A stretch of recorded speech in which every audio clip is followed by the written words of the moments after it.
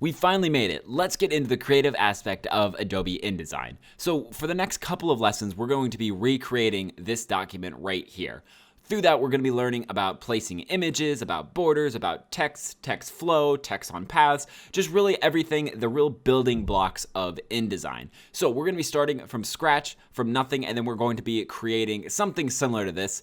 All the assets like these two pictures will be available. The entire project is actually going to be available in the downloadable content, which should be at the front of the course that you can download and then follow along with these exact assets. But I encourage you to go out, find your own, and sort of make it your own a little bit. Just a slight deviation can help you remember it a little bit better. What we can do is actually click the W key right here, and you'll see that this is the final product right here without all of those frames and stuff in the way. Really simple, but it still is something you could print out and you could hand to people. Maybe if it was a $36 million home, you might go a little bit better. But like I said, it's just a one-page flyer, and we're going to learn a lot while we're doing it. So I can't wait to start jumping into this project. Let's get started.